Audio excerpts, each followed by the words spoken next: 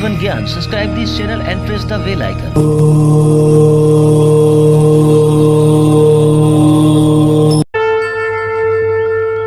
जय माता दी। आप सभी का हमारे YouTube चैनल जीवन ज्ञान में स्वागत है।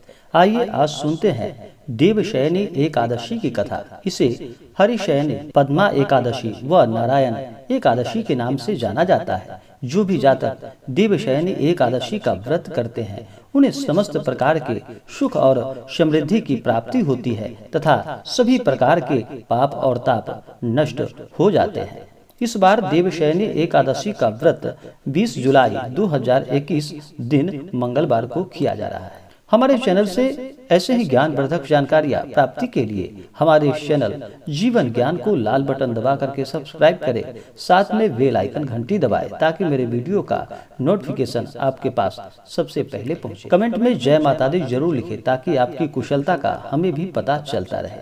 तो आइए सुनते हैं देवशयनी एकादशी की कथा। तो बोलिए प्रेम से भगवान विष्णु की जय, माता लक्ष्मी की जय। बहुत समय पहले की बात है कि एक बार धर्मराज युधिष्ठिर ने कहा कि हे केशव, आषाढ़ शुक्ल एकादशी का क्या नाम है? इस व्रत को करने की क्या विधि है और किस देवता का पूजन किया जाता है? भगवान श्री कृष्ण कहने लगे कि हे युधिष्ठिर, जिस कथा को ब्रह्मा जी ने नारद जी से कहा था वही मैं तुमसे कहता हूँ। एक समय नारद जी ने ब्रह्मा जी से यही प्रश्न किया था। तब ब्रह्मा जी ने उत्तर दिया कि हे नारद, तुमने कलियुगी जीवों के उद्धार के लिए बड़ा ही उत्तम प्रश्न किया है, क्योंकि एकादशी का व्रत सब व्रतों में उत्तम है। इस व्रत से समस्त पाप नष्ट हो जाते हैं और जो मनुष्य इस व्रत को नहीं करते हैं वह नरकगामी कहलाते हैं। इस व्रत को करने से भगवान विष्णु प्रसन्न होते हैं। इस एकादशी का नाम देवशयनी एकादशी, नारायण एकादशी, पद्मा एकादशी, हरिशयनी एकादशी है। अब मैं तुमसे एक पौराणिक कथा कहता हूँ, तुम मन लगाकर सुनना। सूर्य वंश में मानधाता नामक राजा एक चक्रवर्ती हुए जो सत्यवादी और महान प्रतापी थे। वह अपनी प्रजा का पुत्र की भांति पालन किया करते थे।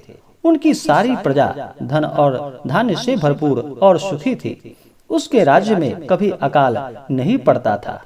एक समय उस राजा के राज्य में 3 वर्ष तक वर्षा नहीं हो पाई और अकाल पड़ गया। प्रजा अन्न की कमी के कारण अत्यंत दुखी हो गई।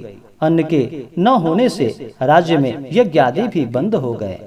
एक दिन प्रजा राजा के पास जाकर कहने लगी कि हे राजा, सारी प्रजा त्राही त्राही पुकार रही है, क्योंकि समस्त विश्व की सृष्टि का कारण वर्षा है। वर्षा के अभाव से अकाल पड़ गया है और अकाल से प्रजा मर रही है। इसलिए हे राजा, कोई ऐसा उपाय बतलाओ जिससे प्रजा का कष्ट दूर हो। राजा मानधाता कहने लगे कि आप लोग ठीक कह रहे हैं।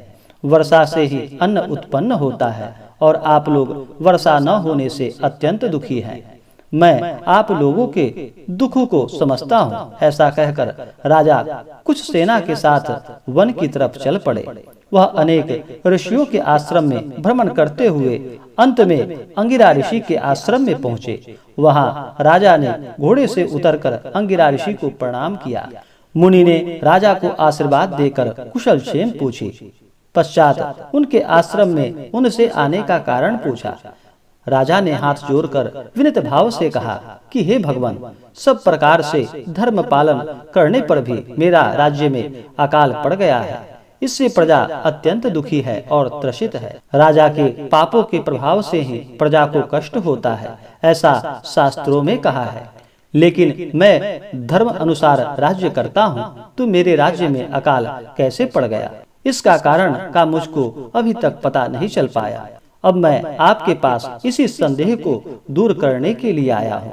कृपा करके मेरे इस संदेह को दूर कीजिए, साथ ही प्रजा के कष्ट को भी दूर करने का कोई उपाय बतलाइए। इतनी बात सुनकर ऋषि कहने लगे कि हे राजा, यह सतयुग सब युगों में उत्तम है। इसमें धर्म को चारों चरण सम्मिलित हैं, अर्थात इस युग में धर्म की सबसे अधिक उन्नति है। लोग ब्रह्मा की उपासना करते हैं और केवल ब्राह्मणों को ही वेद पढ़ने का अधिकार है। ब्राह्मण ही तपस्या करने का अधिकार रख सकते हैं, परंतु आपके राज्य में एक शूद्र तपस्या कर रहा है। इसी दोष के कारण आपके राज्य में वर्षा नहीं हो पा रही है। इसलिए यदि आप प्रजा का भला चाहते हो तो उस शूद्र का वध कर दो।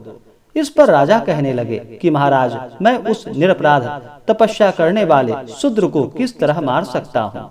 आप इस दोष से छूटने का कोई अन्य उपाय बतलाइए।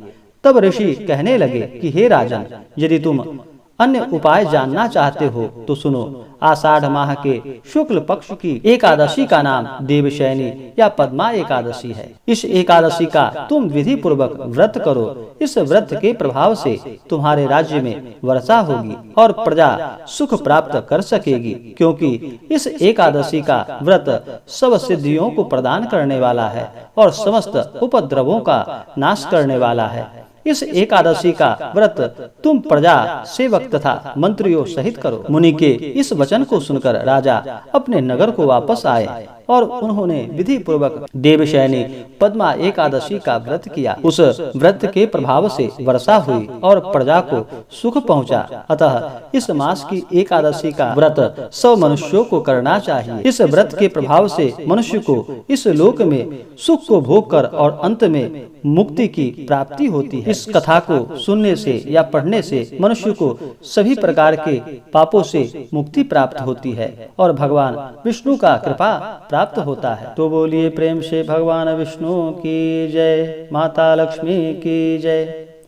जो भी जातक देवशयनी एकादशी का व्रत करते हैं या पद्मा एकादशी का व्रत करते हैं, उन्हें इस व्रत के नियम और निष्ठा का पालन करना चाहिए। दिन भर व्रत उपवास रहते हुए अगर उपवास ना रह पाए तो एक समय फलाहार ग्रहण करे और भगवान विष्णु का 2 समय पूरे विधि विधान के साथ पूजन करे। रात्रि में भजन कीर्तन करते हुए, जागरण करते हुए, कथा श्रवण करते हुए रात्रि का समय व्यतीत करे और अगले दिन जाकर के सुबह उठ करके स्नान करके भगवान का फिर से पूजन करे।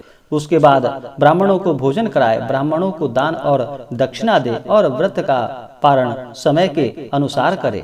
देवशयनी एकादशी के दिन से ही चतुर्मास का आरंभ होता है। इस दिन भगवान योग निद्रा में इसी दिन से चले जाते हैं और 4 माह के पश्चात फिर जागृत होते हैं। इन 4 महीनों में कोई भी शुभ और मंगल कार्य नहीं किया जाता है। जब देव उठनी एकादशी आती है उस समय के बाद से ही फिर सभी शुभ और मांगलिक कार्य आरंभ होते हैं। तो आइए जानते हैं देवशयनी एकादशी के शुभ मुहूर्त के बारे में। इस बार देवशयनी एकादशी का व्रत 20 जुलाई 2021 दिन मंगलवार को किया जाएगा। देवशयनी एकादशी तिथि प्रारंभ समय 19 जुलाई 2021 दिन सोमवार रात्रि 10:01 और एकादशी तिथि की समाप्ति होगी 20 जुलाई 2021 दिन मंगलवार शाम 7:18 और पारण का समय होगा 21 जुलाई 2021 दिन बुधवार सुबह 5:39 से सुबह 8:45 तक। इस व्रत का पारण यव चूर्णेन पारणम, यव के चूर्ण से इस व्रत का पारण किया जाएगा। जो भी जातक देवशयनी एकादशी का व्रत करते हैं उन्हें ध्यान रखना चाहिए कि इस दिन कोई अन्न ग्रहण ना करे, शुद्ध और सात्विकता का पालन करे। अगर उपवास न रह पाए तो एक समय फलाहार ग्रहण करे। भगवान विष्णु का ओम नमो भगवते वासुदेवाय इस मंत्र का जप करे। किसी के ऊपर क्रोध ना करे, किसी के लिए अपने मन में ईर्ष्या या द्वेष का भाव ना लाए। सदा ही अपने से बड़ों का सम्मान करे, महिलाओं का सदा सम्मान करे। इससे माता लक्ष्मी प्रसन्न होती हैं और घर में निवास करती हैं।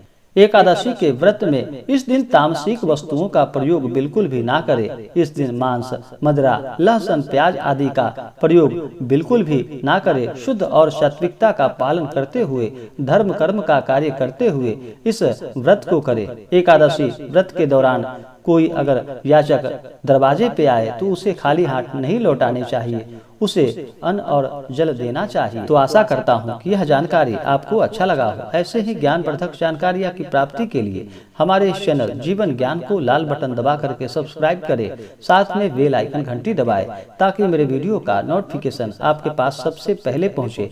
वीडियो को लाइक और अपने मित्रों दोस्तों में शेयर करें। कमेंट में जय माता दी जरूर लिखें ताकि आपकी कुशलता का हमें पता चलता रहे। जय माता दी। धन्यवाद।